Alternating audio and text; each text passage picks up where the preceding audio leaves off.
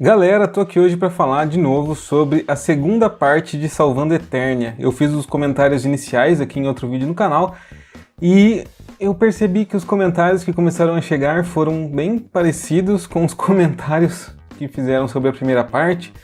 Eu vi comentários em outros canais também e eu acho, na verdade, esses comentários um pouco tristes, na verdade, porque eu achei a série muito boa. E tem muita gente que só conseguiu focar em um aspecto que foi a dita, entre aspas, eu odeio esse termo, lacração. Teve gente que só conseguiu ver lacração em tudo. Teve gente aqui no canal, inclusive, falando que não vai se desculpar por ser homem depois de ter visto a série. O que é um pouco triste, na verdade.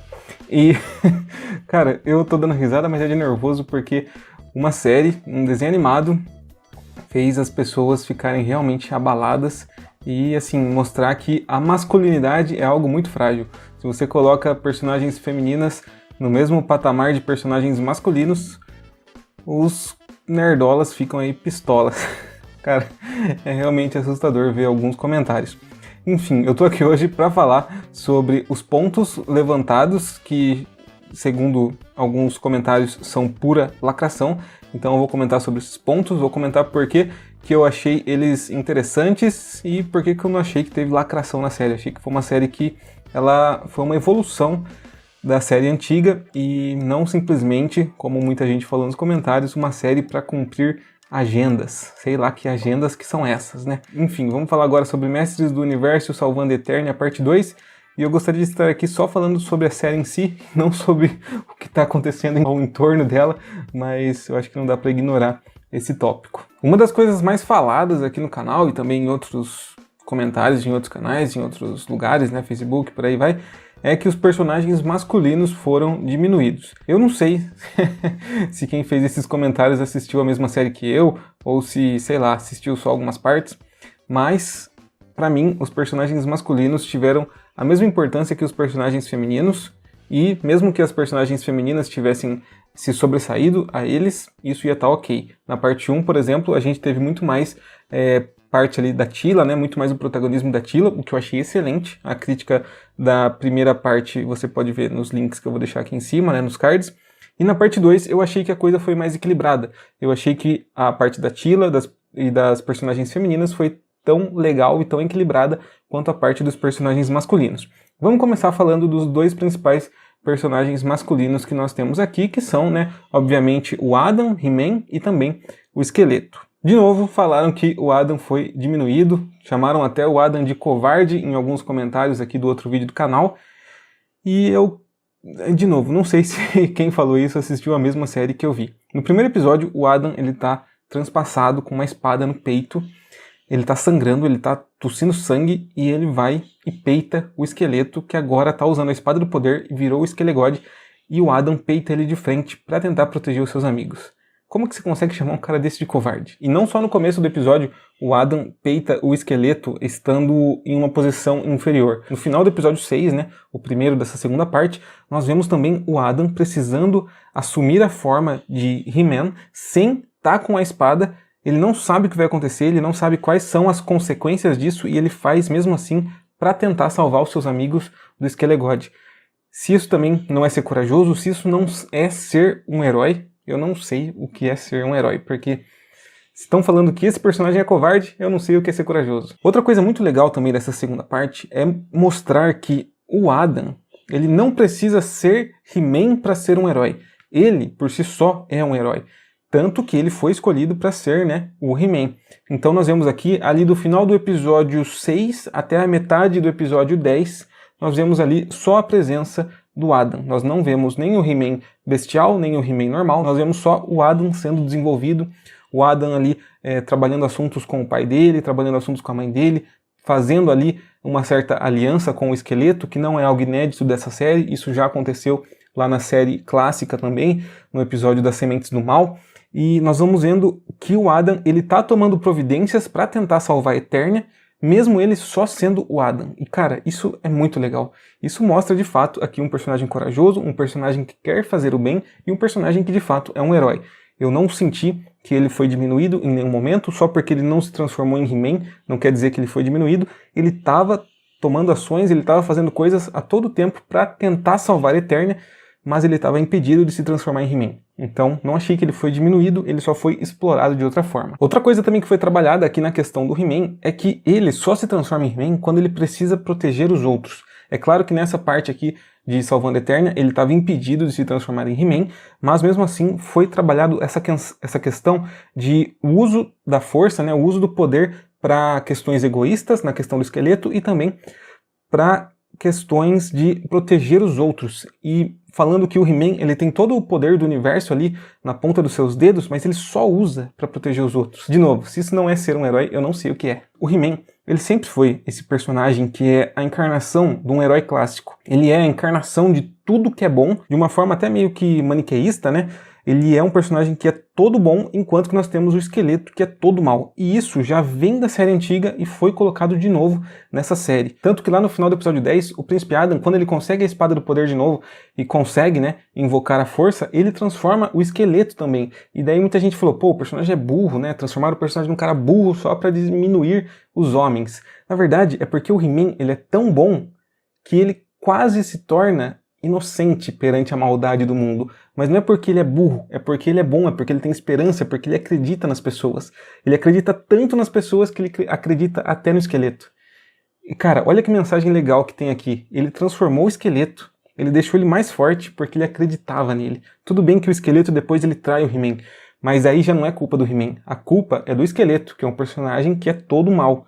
Mas o He-Man, ele continua sendo todo bom. No final da série, ele simplesmente defende toda a Eternia. Ele precisa defender ali todo o povo, ele precisa continuar com a sua missão de He-Man, ele precisa defender tudo, e ele precisa ainda dar cabo do esqueleto. A luta final, muita gente falou, pô, a luta final do He-Man com o esqueleto nem teve, não foi diminuída. A luta melhor que teve, de fato, foi lá no episódio 2. Mas aqui no episódio 5, eles não lutaram assim o tempo todo, simplesmente para não provar o ponto do vilão. O esqueleto fala, né, que o destino dos dois é sempre lutar. E daí o He-Man, ele fala, não é não, você está errado. E ele simplesmente dá um fim na luta. Você percebe que isso não é para diminuir o He-Man, mas sim para diminuir o esqueleto como vilão. É para terminar as coisas de forma que o ponto do herói está sendo provado, e não o ponto do vilão. Então, cara, eu achei que a luta ali, ela teve uma subversão de expectativas, mas foi para passar uma mensagem muito legal. E mais um ponto onde o He-Man não foi covarde, foi de fato ali no finalzinho, né, da série, ali no episódio 10, onde ele, como Príncipe Adam, vai encarar a maligna, a divina, né, a Darkling. Ele vai encarar ela sem nada, praticamente, com uma espadinha, para deixar que a Teela consiga cumprir o objetivo de chegar até o lugar que ela vai se tornar feiticeira. Então, de novo, como que você pode chamar de covarde um cara desse? Focando agora no esqueleto. Da mesma forma que o He-Man é todo bom, o esqueleto é todo mal. Quando a série foi criada, os personagens eram bem maniqueístas, né?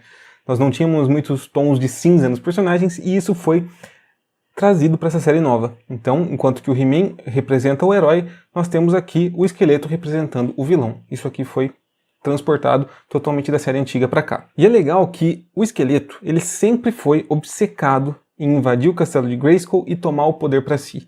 Ele sempre queria isso, ele focava em Grayskull e focava no He-Man. Ele sempre fez isso, e isso foi de novo retratado aqui. Quando ele consegue de fato o poder, ele não sabe o que fazer, ele não consegue pensar no plano maior, ele só consegue pensar em matar o He-Man. Se isso não é fiel à série antiga, eu não sei o que seria. O esqueleto, ele é como um cachorro correndo atrás de um carro, que quando o cachorro consegue alcançar o carro, ele não faz nada, porque ele é obcecado com aquele objetivo e ele não foca no que vem depois. E isso é muito bem retratado aqui. Isso, de novo, não foi para diminuir os homens, foi só para mostrar que esse vilão, ele é burro. Ele é um vilão simplesmente por ser vilão e ele não sabe o que fazer depois. Ele é um vilão que não tem visão. Ele quer conquistar simplesmente por conquistar, ele quer matar o He-Man simplesmente por matar o He-Man, e depois ele vai pensar nas outras coisas. E é isso que faz nós termos aqui todo o arco do desenvolvimento da Maligna, que para mim é um dos melhores arcos dessa segunda parte, porque nós tivemos aqui o passado dela sendo mostrado, nós vimos que ela foi resgatada pelo esqueleto quando ela era mais jovem, nós vimos que ela sofreu muito ali na sua infância, e quando ela viu algo para se agarrar, ela se agarrou. Então nós percebemos que ela se transformou numa vilã Não porque ela nasceu maligna, como o próprio Gorpo fala ali durante a série, mas pelo que aconteceu com ela. Ela toma o poder do esqueleto por ver que ele tem simplesmente interesses mesquinhos, enquanto que ela contemplou o universo, ela viu todo o caos, ela percebeu do ponto de vista dela que as coisas não faziam sentido e ela quis alcançar o plano maior das coisas, enquanto que o esqueleto só queria matar o He-Man, e foi por isso que ela tomou o poder de uma forma, para mim, que foi completamente orgânica e completamente justificada dentro da série. O movimento dela para alcançar o poder é um movimento corrupto e completamente sedento de poder, mas ao mesmo tempo ele é cheio de nuances, já que ela nunca teve agência na sua vida, né? Ela perdeu os pais, ela se tornou uma fugitiva nas favelas, ela acabou se tornando um alvo ali, e mesmo quando o esqueleto a resgatou, ela se tornou uma escrava dele. Então nós percebemos que a personagem ela tem camadas, o que é muito mais legal do que um personagem que é simplesmente unidimensional. Quando o esqueleto assume o poder, lá no finalzinho da parte 1, ele confessa que ele assumiu ali o corpo da Lin, né? Ele estava dentro do corpo dela como um parasita simplesmente para depois poder ressuscitar, e ele agradece ela como? Ele a transforma na nova feiticeira do Castelo de Grayskull, mas logo que ele faz isso, ele mesmo fala que aquilo não é um presente, que é uma maldição, porque ela vai ficar presa ali para sempre. Então você percebe como o esqueleto é mesquinho e como o arco da rebeldia da maligna faz sentido dentro aqui da trama que foi proposta. Pelo menos eu vejo aqui todo sentido. E todo o arco dela leva ela a entender que ela não é só um objeto, que ela não vai ser só usada pelo esqueleto, mas que agora, de fato, ela tem agência. E ela tem agência da forma que ela sabe, né? Oprimindo o próximo. Tudo na vida dela foi para oprimir ela e agora ela quer oprimir os outros. No final do arco dela, ela ainda consegue se tornar muito mais forte devido ao alinhamento celestial que existe na série, mas a Teela consegue mostrar para ela que a criação tem uma certa beleza niilista, e nós vemos ali toda uma canção de redenção da personagem, onde ela percebe que viver é bom. Antes ela conhecia só dor e sofrimento, e agora ela percebe que viver é de fato bom, e ela ali é encorajada a auxiliar na reconstrução de Eternia. Então, olha só que legal a história dela, de sendo oprimida, passando para a opressora, entendendo que a vida não é só isso, e ajudando depois os heróis a reverterem o que aconteceu. E lá no finalzinho a gente ainda vê uma cena onde ela abandona o cajado que ela tinha, né, o cajado que ela recebeu do esqueleto, e ela abandona aquilo e ela segue em frente, ela vê uma luz, ela vê uma redenção. Muita gente falou que nós não tivemos consequências aqui para a personagem, mas eu acho que é para justamente passar essa mensagem de que as pessoas cometem erros, mas elas não devem ser descartadas para sempre, simplesmente por causa disso. As pessoas podem mudar e podem ser melhores. É uma mensagem mostrando que no final a esperança, né, sempre perdura. E um outro grande ponto de discussão, falando que nós tivemos aqui a famosa lacração, entre aspas, é falando que a Teela ela se transformou em feiticeira, mas sem obedecer as leis do Castelo de Grayskull. Quando a Teela está se preparando, né, para entrar lá nas águas que vão transformar ela em feiticeira, a feiticeira original aparece para ela e fala que para ela se tornar a feiticeira, para ela proteger o castelo, ela precisa abdicar de tudo para que ela fique sempre presa ali dentro. Só que a Teela, ao invés dela abdicar dos laços que ela tem para proteger o poder, ela entende que ela precisa proteger todo mundo. Ela entende que ela não precisa proteger apenas o castelo, mas ela precisa proteger Eternia.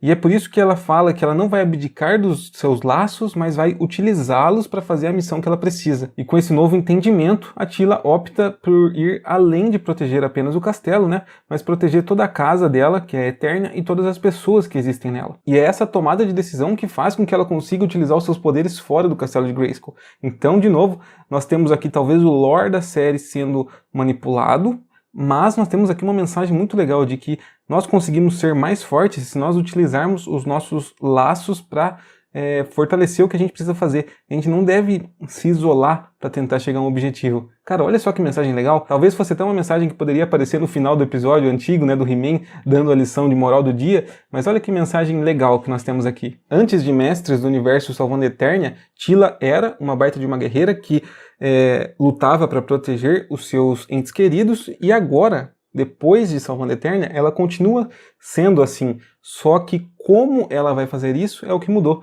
Então nós temos a personagem sendo aqui tendo a sua essência mantida, mas evoluindo. Olha só que legal que é isso. E o melhor de tudo é que agora não existem mais segredos entre ela e o Príncipe Adam, né, e todos os seus outros amigos, e agora ela pode utilizar aí os seus poderes, né, tanto ela quanto o Adam, em todo o seu potencial para proteger Eternia. Cara, eu achei isso muito legal. Como eu disse, nesses 4 pontos que eu levantei aqui, nós tivemos 4 mensagens só nesses pontos, mas se você pegar a série como um todo, você consegue enxergar mais coisas ainda.